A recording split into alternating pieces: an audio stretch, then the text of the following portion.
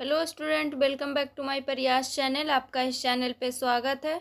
आज जो है हम लोग पढ़ेंगे स्टूडेंट ज्ञान बिंदु जीएस एकेडमी के द्वारा बिहार दरोगा का जो है फुल लेंथ टेस्ट स्टार्ट किया गया है।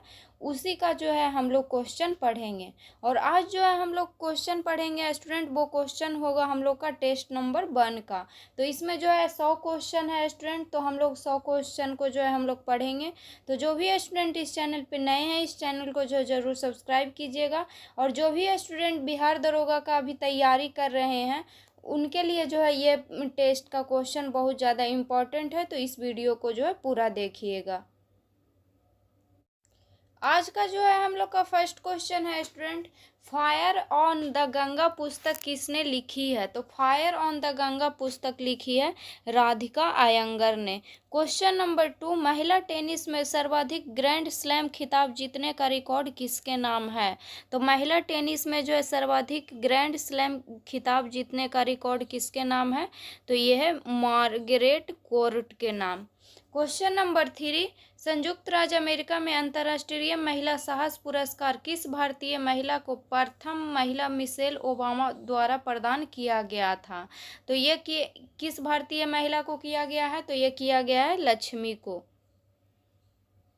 क्वेश्चन नंबर 4, संयुक्त राष्ट्र विश्व विकास सूचना दिवस प्रतिवर्ष किस तिथि को मनाया जाता है? तो ये मनाया जाता है स्टूडेंट 24 अक्टूबर को। क्वेश्चन नंबर 5, हिमाचल प्रदेश की विशिष्ट नृत्य परंपरा कौन सी है? तो हिमाचल प्रदेश की जो है विशिष्ट नृत्य परंपरा जो है नाटी है। क्वेश्चन नंबर 6, बौद्ध धर्म के प्रसिद्ध अनुयायी सरिपुत्र का जन्म स्थान क्या है? तो सरिपुत्र का जन्म स्थान जो है नालंदा है। मगध साम्राज्य की वह राजधानी कौन सी थी जो चारों ओर से पहाड़ियों से घिरी हुई थी? तो ये था राजगीर। कौन था? तो राजगीर था। राजगीर जो है 5 पहाड़ियों से घिरा हुआ है। क्वेश्चन नंबर 8, भारत के पहले राष्ट्रपति श्री डॉक्टर राजेंद्र प्रसाद को किस नगर पालिका का चेयरमैन निर्वाचित किया गया था? तो ये किया गया था स्टूडेंट पटना नगर पालिका का चेयरमैन जो है निर्वाचित किया गया था। Question number 9, Bihar socialist party के संस्थापकों में से कौन थे? तो बिहार सोशलिस्ट पार्टी के संस्थापक थे फूलन प्रसाद वर्मा। बिहार का कौन सा हवाई अड्डा नेपाल जाने के लिए उपयोग किया जाता है? तो ये कौन सा हवाई अड्डा जो है नेपाल जाने के लिए उपयोग किया जाता है? तो रक्सौल हवाई अड्डा जो है नेपाल जाने के लिए उपयोग किया जाता है। क्वेश्चन नंबर 11, भारत रत्न और रमन मैग्सेसे पुरस्कार दोनों प्राप्त करने वाले पहले कर्नाटक संगीतकार कौन थे? तो ये कौन थे स्टूडेंट? तो ये थे MS सुब्बुलक्ष्मी। क्वेश्चन नंबर 12, विश्व का पहला उपग्रह जो ग्रीन हाउस गैसों की निगरानी के लिए भेजा गया था किस देश द्वारा लॉन्च किया गया था? तो ये जो है लॉन्च किया गया था जापान के द्वारा। क्वेश्चन नंबर 13, कौन व्यक्ति आनंद वन की स्थापना के लिए प्रसिद्ध है जो लेप्रेसी या कुष्ठ रोग के पीड़ितों के लिए एक आश्रय स्थल था? तो वो कौन था स्टूडेंट? तो वो था बाबा आमटे।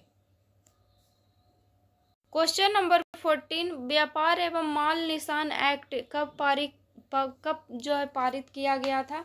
तो व्यापार एवं माल निशान एक्ट जो है पारित किया गया था 1958 ईस्वी में। क्वेश्चन नंबर 15, निम्नलिखित में से किस देश को मेगा डाइवर्स देश के रूप में जाना जाता है जिसका अर्थ है जैव विविधता में अत्यधिक समृद्धि?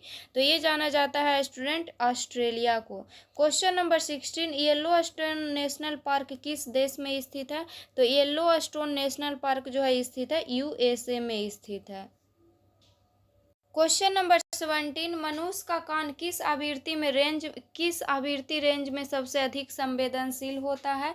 तो मनुष्य का कान जो है 2 से 5 किलो हर्ट्ज की आवृत्ति में जो है सबसे अधिक संवेदनशील होता है।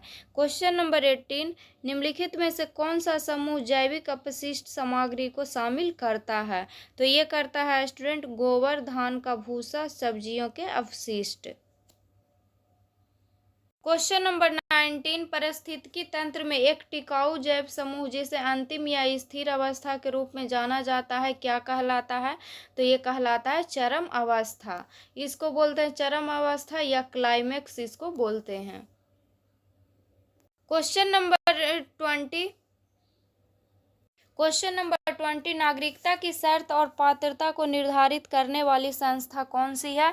तो ये संस्था है संसद। क्वेश्चन नंबर 21, कौन सा निकाय मौलिक अधिकार के निलंबन का आदेश दे सकता है? तो कौन सा निकाय जो है दे सकता है? तो ये दे सकता है राष्ट्रपति। क्वेश्चन नंबर 22, स्वतंत्र भारत के पहले राष्ट्रपति किस राज्य के निवासी थे? तो ये किस राज्य के निवासी थे? तो बिहार के निवासी थे। क्वेश्चन नंबर 23, भारत की पहली आर्थिक जनगणना कब आयोजित की गई थी, जिसमें लक्षद्वीप को छोड़कर संपूर्ण देश के राज्यों या केंद्र शासित प्रदेश के सहयोग से जनगणना की गई? तो ये जो है कब की गई थी स्टूडेंट? तो ये किया गया था 1977 में।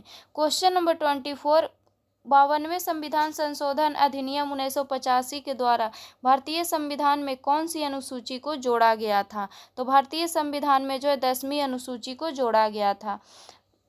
क्वेश्चन नंबर 25, भारत की स्वतंत्रता प्राप्ति के समय इंग्लैंड में किस पार्टी की सरकार थी? तो भारत की स्वतंत्रता प्राप्ति के समय इंग्लैंड में जो है लेबर पार्टी की सरकार थी। क्वेश्चन नंबर 26, भारत के संविधान के निर्माण के दौरान संविधान सभा का अध्यक्ष कौन था? तो संविधान सभा का अध्यक्ष था doctor Rajendra Prasad. Question number 27, यदि लोकसभा का अध्यक्ष और उपाध्यक्ष दोनों अनुपस्थित हो तो संसद की संयुक्त बैठक की अध्यक्षता कौन करता है? तो यदि लोकसभा के अध्यक्ष और उपाध्यक्ष दोनों अनुपस्थित हो तो संसद की जो है संयुक्त बैठक की अध्यक्षता राज्यसभा के उपसभापति करते हैं। क्वेश्चन नंबर 28, भारत में पहली बार राष्ट्रीय आपातकाल की उद्घोषणा के समय कौन देश के राष्ट्रपति थे? तो उस समय जो है राष्ट्रपति कौन थे स्टूडेंट? तो उस समय राष्ट्रपति थे doctor S Radhakrishnan. Question number 29, संविधान के 73वें संशोधन के तहत पंचायतों के निर्दिष्ट किए गए कार्य किस सूची में वर्णित है? तो ये जो है किस सूची में वर्णित है? तो ये जो है वर्णित है 11वीं सूची में। क्वेश्चन नंबर 30, भारतीय संविधान में नागरिकों के मूल कर्तव्यों का उल्लेख किस अनुच्छेद में किया गया है? तो मूल कर्तव्यों का उल्लेख जो है अनुच्छेद 51A में किया गया है। क्वेश्चन नंबर 31, हरित क्रांति के दौरान निम्नलिखित में से कौन सा परिवर्तन भारत में देखा गया था? तो हरित क्रांति के दौरान जो है भारत में खाद्य उत्पादन में आत्मनिर्भरता की वृद्धि देखा गया था। क्वेश्चन नंबर 32, उस सेट को क्या कहा जाता है जो सभी बंडलों का संग्रह होता है जिन्हें उपभोक्ता अपनी आय के साथ विद्यमान बाजार कीमतों पर खरीद सकता है? तो उसको कहा जाता है स्टूडेंट बजट। क्वेश्चन नंबर 33, मुद्रा के संबंध में निम्नलिखित में से कौन सा कथन जो है सही है मुद्रा के संबंध में? तो फर्स्ट कथन दिया हुआ है, मुद्रा खाते की एक सुविधाजनक इकाई के रूप में कार्य करती है। तो ये जो है गलत है स्टूडेंट। सॉरी स्टूडेंट, इसमें जो है कथन बन दिया हुआ है कि मुद्रा खाते की एक सुविधाजनक इकाई के रूप में कार्य करती है। तो ये जो है सही है। कथन 2 दिया हुआ है, सभी वस्तुओं और सेवाओं का मूल मौद्रिक इकाइयों में व्यक्त किया जा सकता है। तो सभी वस्तु और सेवाओं का मूल्य जो है मौद्रिक इकाइयों में व्यक्त किया जा सकता है। तो ये भी सही है। तो इसका आंसर हो जाएगा ऑप्शन नंबर बी। ए और बी दोनों जो है इसमें सही है। क्वेश्चन नंबर 34, बेरोजगारी दर की गणना किसके अनुपात के रूप में की जाती है? तो बेरोजगारी दर की गणना जो है बेरोजगार श्रमिकों और श्रम बल के अनुपात में की जाती है। क्वेश्चन नंबर 35, भारत में सूक्ष्म वित्त संस्थानों द्वारा गठित समूहों में से कौन सा समूह नहीं है? तो कौन सा समूह नहीं है? तो शहरी मॉडल बैंक जो है ये समूह नहीं है। बाकी स्वयं सहायता समूह है, संयुक्त देयता समूह है, ग्रामीण मॉडल बैंक ये भी जो है समूह है। क्वेश्चन नंबर 36, भारत में गरीबी रेखा का निर्धारण कौन करता है? तो भारत में जो है गरीबी रेखा का निर्धारण योजना आयोग करता है। और योजना आयोग के स्थान पर जो है अब नीति आयोग आया था तो वो करता है। योजना आयोग का जो है गठन कब हुआ था स्टूडेंट? तो योजना आयोग का गठन हुआ था 1950 में। और नीति आयोग का जो है गठन हुआ था 1 जनवरी 2015 को। कब हुआ था? 1 जनवरी 2015 को हुआ था। क्वेश्चन नंबर 37, सकल घरेलू उत्पाद प्लस विदेशों से प्राप्त निवल कारक आय किसके बराबर है? तो ये बराबर है सकल राष्ट्रीय उत्पाद के। क्वेश्चन नंबर 38, तारे मुख्यतः किससे बने होते हैं? तो तारे मुख्यतः जो है बने होते हैं हाइड्रोजन और हीलियम का। क्वेश्चन नंबर 39, भारत में रबी फसल किस अवधि में उगाई जाती है? तो भारत में जो है रबी फसल अक्टूबर से मार्च के अवधि में उगाई जाती है। क्वेश्चन नंबर 40, भारत का सबसे लंबा रेलवे प्लेटफॉर्म किस रेलवे स्टेशन पर स्थित है? तो गोरखपुर जो है रेलवे स्टेशन पर जो है सबसे लंबा रेलवे प्लेटफॉर्म स्थित है। क्वेश्चन नंबर 41, तारों के बीच स्थित आयनित गैस और धूल का विशाल बादल क्या कहलाता है? तो ये कहलाता है स्टूडेंट नेब्यूला। क्या कहलाता है? नेब्यूला कहलाता है।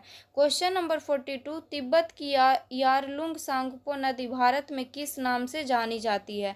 तो तिब्बत की जो है यारलुंग सांगपो नदी भारत में जो है ब्रह्मपुत्र के नाम से जानी जाती है। क्वेश्चन नंबर 43, तारामती चोटी जो अपने प्राकृतिक सौंदर्य और ऊंचाई के लिए जानी जाती है भारत के किस राज्य में स्थित है? तो तारामती चोटी जो है भारत के महाराष्ट्र में स्थित है। क्वेश्चन नंबर 44, बल्लारी, चित्रदुर्ग और चिक्कमंगलुरु और तुमकुरु बेल्ट जो कर्नाटक राज्य में स्थित है मुख्य रूप से किस खनिज के भंडार के लिए जानी जाती है? तो ये जाना जाता है लौह अयस्क के भंडार के से।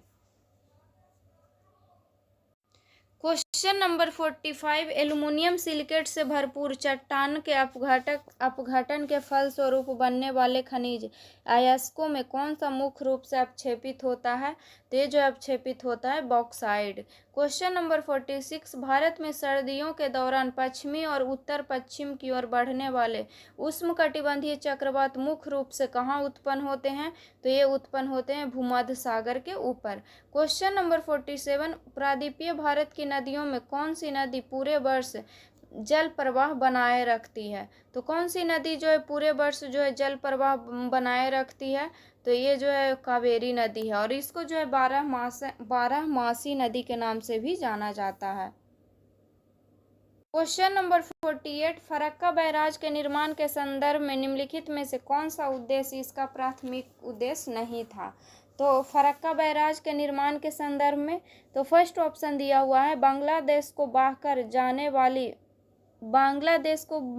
जाने वाले पानी को रोकना। तो ये जो है प्राथमिक उद्देश्य नहीं था। नेक्स्ट ऑप्शन है कोलकाता बंदरगाह पर गाद के जमाव पर रोक लगाना, ये प्राथमिक उद्देश्य था। नेक्स्ट ऑप्शन है कोलकाता बंदरगाह के कटाव को रोकना, ये भी जो है इसका प्राथमिक उद्देश्य था। नेक्स्ट ऑप्शन है गंगा नदी में जहाज़ों की आवाजाही को सुगम बनाना, ये भी जो है फरक्का बैराज का प्राथमिक उद्देश्य था। इसमें पूछा है कौन प्राथमिक उद्देश्य नहीं था, तो इसका आंसर हो जाएगा option number A. Question number 49, Udaipur की जावर खाने किस खनिज के लिए जानी जाती है? तो उदयपुर की जावर खाने जो है जस्ता के लिए जानी जाती है। क्वेश्चन नंबर 50, तराई क्षेत्र की बस्तियां सघन होती है और इसका कारण है कि इस क्षेत्र में वर्षा ऋतु के दौरान नियमित रूप से जल प्लावन होता है। तो ये जो है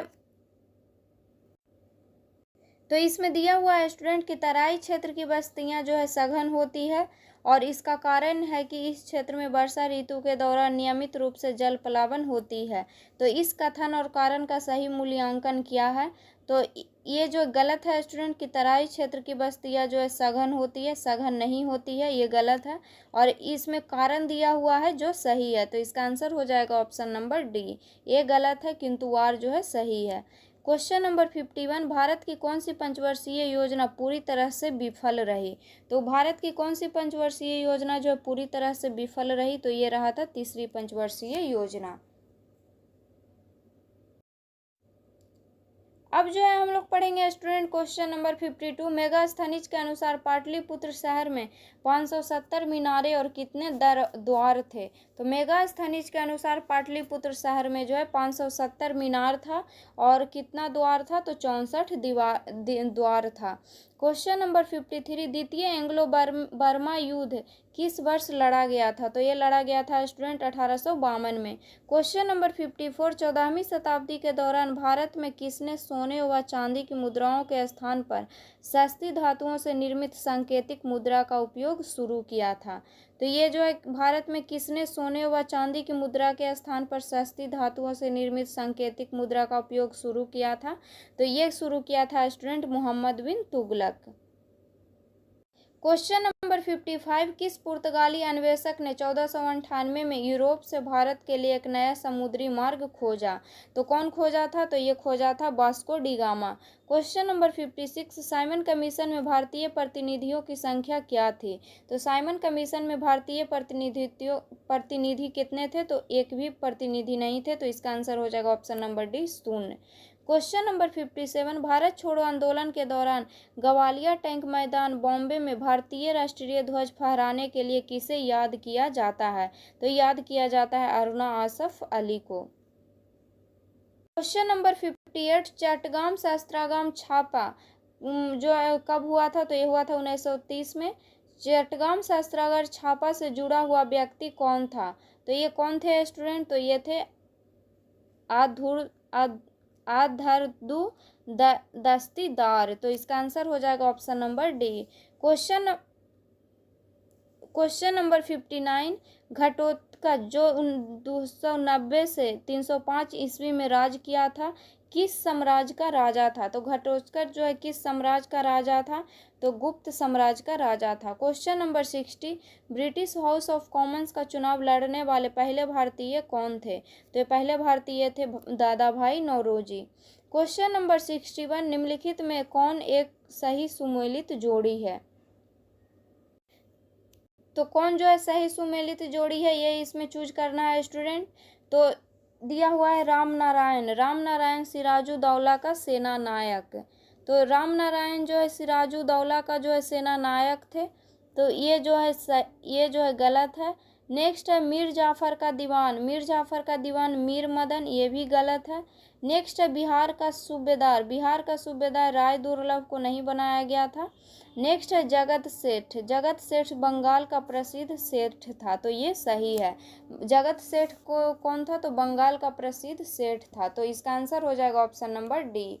question number 62, Nuggu wild life sanctuary जो हाल ही में खबरों में रही किस राज्य में स्थित है? तो नुग्गू वाइल्ड लाइफ सेंचुरी जो है किस राज्य में स्थित है? तो तेलंगाना में स्थित है।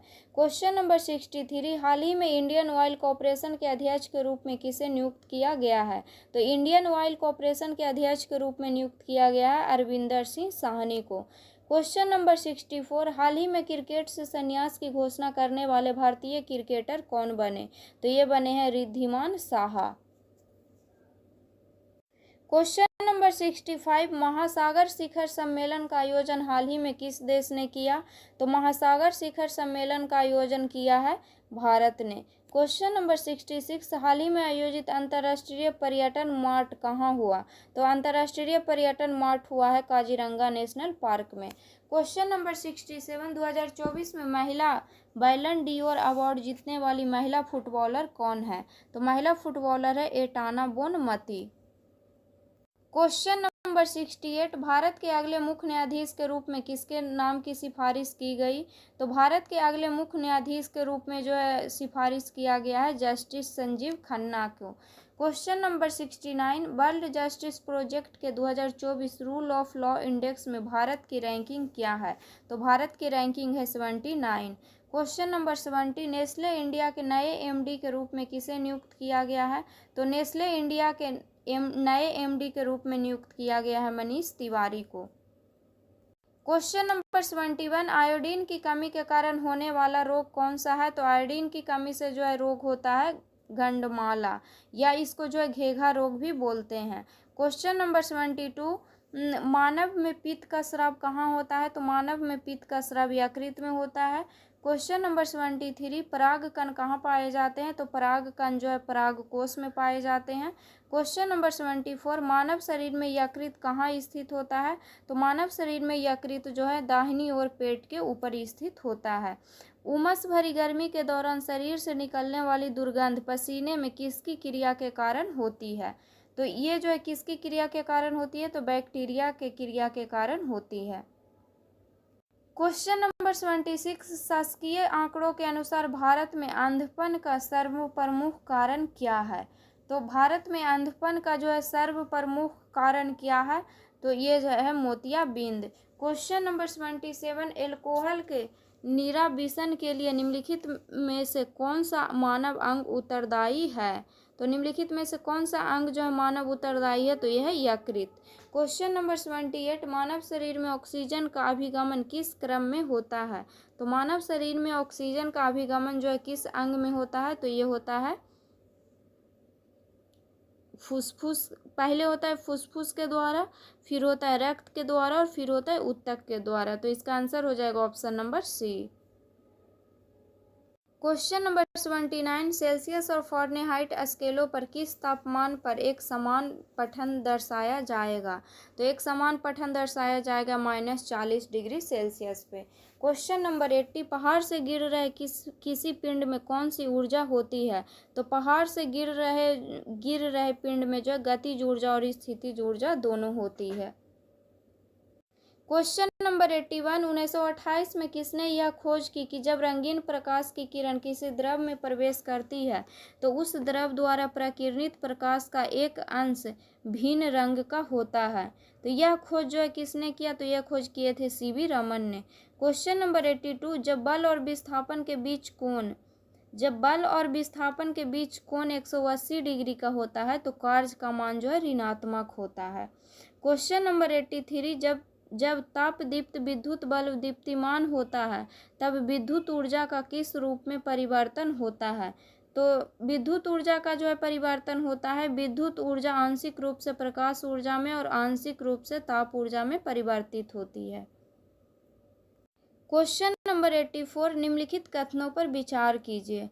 तो फर्स्ट ऑप्शन दिया हुआ है, हृदय अपस्रव आवृत्ति पर कंपन करता है।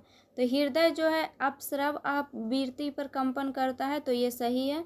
सेकंड ऑप्शन है, ध्वनि की गति गैस में द्रव एवं ठोस की तुलना में अधिक होती है। तो ये जो है गलत है। ध्वनि की गति जो है गैस में द्रव एवं ठोस की तुलना में अधिक होती है, तो ये गलत है। नेक्स्ट ऑप्शन है, मैक संख्या ध्वनि की गति वर्णित करने के लिए प्रयोग में लाते हैं। तो मैक संख्या का जो उपयोग ध्वनि की गति वर्णित करने के लिए प्रयोग में लाते हैं, तो ये भी सही है। नेक्स्ट ऑप्शन है, परस्रव ध्वनि की आवृत्ति 20,000 हर्ट्ज से अधिक होती है, तो ये भी सही है। तो इन कथन में कौन सही है? तो इसका आंसर हो जाएगा ऑप्शन नंबर सी। 1, 3 और 4 जो है सही है। क्वेश्चन नंबर 85, निम्नलिखित में से कौन सा अजैव निम्नीकरण है? तो अजैव निम्नीकरण कौन है? तो नाइलोन है। तो इसका आंसर हो जाएगा option number C. Question number 86, निम्नलिखित तत्वों में से कौन सा तत्व सबसे हल्का है? तो कौन सा तत्व जो है सबसे हल्का है? तो हाइड्रोजन है। क्वेश्चन नंबर 87, न्यूलैंड की आवर्त सारणी में किन दो तत्वों को एक ही स्लॉट में रखा गया था? तो न्यूलैंड की आवर्त सारणी में जो कौन दो तत्व को जो है एक ही स्लॉट में रखा गया है? तो ये रखा गया है कोबाल्ट और निकेल को। क्वेश्चन नंबर 88, यदि धोवन सोडा की थोड़ी सी मात्रा में 1 ml तनु हाइड्रोक्लोरिक अम्ल मिलाया जाता है तो किस प्रकार की अभिक्रिया होता है? तो इसमें जो है कार्बन डाइऑक्साइड गैस तेज बुदबुदाहट के साथ निकलती है। तो इसका आंसर हो जाएगा option number C. Question number 89, torch light, विद्युत सेवर और अन्य साधनों में प्रयुक्त बैटरियों के इलेक्ट्रोड में निम्नलिखित में से कौन सा युग्म समानता पाया जाता है? तो ये पाया जाता है स्टूडेंट निकेल और कैडमियम। क्वेश्चन नंबर 90, सूची 1 और सूची 2 को सुमेलित करें और सही उत्तर चुनें। तो सूची 1 में दिया हुआ है अणु या आयन और सूची 2 में दिया हुआ है ज्यामितीय संरचना, और इसको जो है मिलान करना है। तो फर्स्ट में दिया हुआ है स्टूडेंट BF5। तो फर्स्ट में दिया हुआ है BF5, तो ये होगा टेट्राहेड्रेल। क्या होगा? टेट्राहेड्रेल होगा ये। नेक्स्ट है BRF5। BRF5 क्या होगा? तो स्क्वायर प्लेनर होगा। नेक्स्ट है BRF5। BRF5 क्या होगा? तो ये होगा स्क्वायर बाई पिरामिडल होगा। क्या होगा? स्क्वायर बाई पिरामिडल होगा। नेक्स्ट है PF5। PF5 को क्या बोलते हैं? तो ट्राइगोनल बाई पिरामिडल बोलते हैं। तो इसका आंसर हो जाएगा ऑप्शन नंबर बी। अब जो है इसमें जो है 90 क्वेश्चन जो है जीके जीएस का रहता है स्टूडेंट, और 10 क्वेश्चन जो है मैथ का रहता है। मैथ, हिंदी, इंग्लिश ये सब का 10 क्वेश्चन रहता है। तो अब जो है वो 10 क्वेश्चन उसको जो है हम लोग पढ़ेंगे। तो क्वेश्चन नंबर 91 ये जो है मैथ का क्वेश्चन है, तो इसका जो है हम लोग आंसर जान लेंगे। तो इसका आंसर होगा option number A. Question number 92 का आंसर होगा option number B. Question number 93 का आंसर होगा option number A 10,000। Question number 94 का आंसर होगा option number D. Question number 95 का आंसर होगा option number B. Question number 96 का आंसर होगा option number A. Question number 97 का आंसर होगा ऑप्शन नंबर डी। इसमें ये जो इंग्लिश का क्वेश्चन है student, change the following sentence from active voice to passive voice और voice versa as the case may be. तो इसको जो एक्टिव वॉइस से पैसिव वॉइस में करना है। तो इसमें है it is time for food to be eaten, तो इसका जो है पैसिव वॉइस होगा food is to be eaten now. Question number 98, change the following sentence from direct to indirect speech और voice versa as the case may be. तो everybody said how well C sings, everybody said how well C sings. तो इसको जो है direct से indirect में जो है चेंज करना है। तो इसका हो जाएगा everybody exclaimed that C sang very well. तो इसका आंसर हो जाएगा option number C. Question number 99 ये हिंदी का क्वेश्चन है। नीचे दिए गए वाक्यांश के लिए एक शब्द दिए गए विकल्पों में से चुनिए। तो जिसका अपकार किया गया हो, तो जिसका अपकार किया गया हो उसे बोलते हैं अपकृत। क्वेश्चन नंबर 100 ये जो है मैथ का क्वेश्चन है, तो इसका आंसर हो जाएगा ऑप्शन नंबर बी 10 हो जाएगा। तो आज के वीडियो में जो है हम लोग 100 क्वेश्चन पढ़े हैं स्टूडेंट, इसमें जो है 100 क्वेश्चन ही था। नेक्स्ट वीडियो में जो है हम लोग पढ़ेंगे टेस्ट नंबर 2। तो अगर वीडियो अच्छा लगे तो वीडियो को लाइक कीजिएगा और चैनल को सब्सक्राइब कीजिएगा। और जो भी स्टूडेंट इस चैनल पे नए हैं इस चैनल को ज़रूर सब्सक्राइब कीजिएगा। और जो भी अभी बिहार दरोगा का एग्ज़ाम का तैयारी कर रहे हैं उनके लिए जो है ये क्वेश्चन बहुत ज़्यादा इम्पोर्टेंट है, तो इसको जितना हो सके उतना रिवीजन कीजिएगा।